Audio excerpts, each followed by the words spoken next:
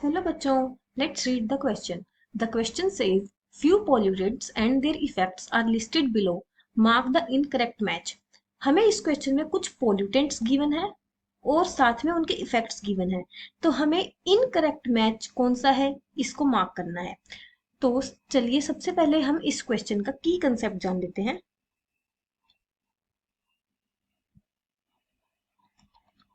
तो सबसे पहले हमें गिवन है option A is phosphate fertiliser in water और इसका इफेक्ट है यूट्रोफिकेशन. तो सबसे पहले हम देख लेते हैं कि यूट्रोफिकेशन होती क्या है.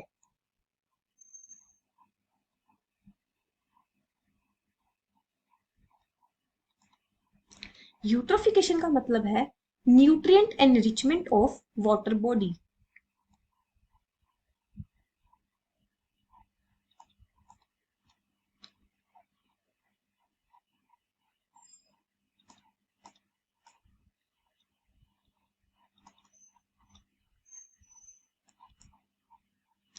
वाटर बॉडी में जब न्यूट्रिएंट्स की अमाउंट इंक्रीज हो जाती है तो उसके कारण क्या होता है, ग्रोथ ऑफ एल्गी और other types of plant and animal होती हैं, विच कॉजेज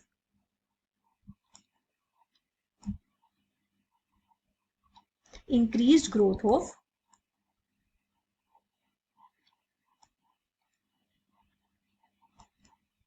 algae एटसेट्रा और अदर टाइप्स के प्लांट और एनिमल्स की ग्रोथ हो जाती है. ये न्यूट्रिएंट एनरिचमेंट मेनली होती किस कारण है, due to industrial waste and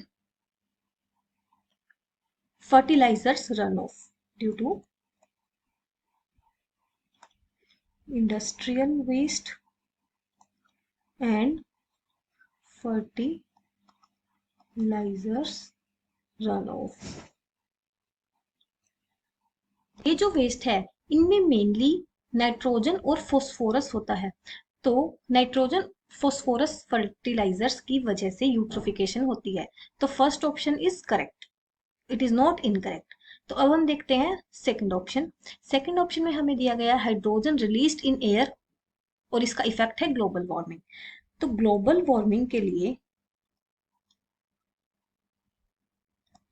जो गैसेस मेनली रिस्पॉन्सिबल होती हैं वो होती हैं carbon dioxide, methane, nitrous oxide and chlorofluorocarbons.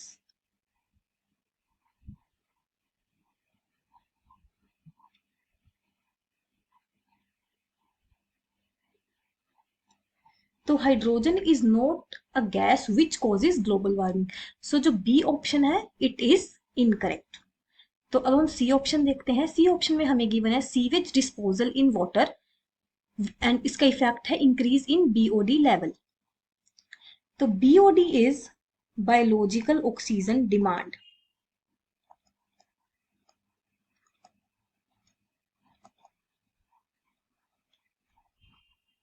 ये अमाउंट ऑफ ऑक्सीजन जो कि रिक्वायर्ड होती है for microbial breakdown of organic matter. Organic matter जो भी है उसकी डिग्रेडेशन के लिए माइक्रोब्स को जितनी ऑक्सीजन की अमाउंट रिक्वायर्ड होती है उसे हम कहते हैं biological oxygen demand. So it is amount of oxygen required for microbial breakdown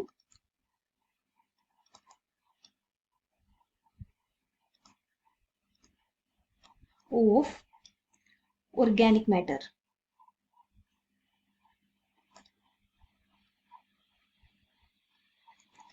तो जितना ज्यादा सीवेज डिस्पोजल होगा, सीवेज में मेनली ऑर्गेनिक मैटर होता है, तो जितना ज्यादा सीवेज डिस्पोजल होगा उतना ही ज्यादा इस ऑक्सीजन की अमाउंट डिमांड इंक्रीज होगी.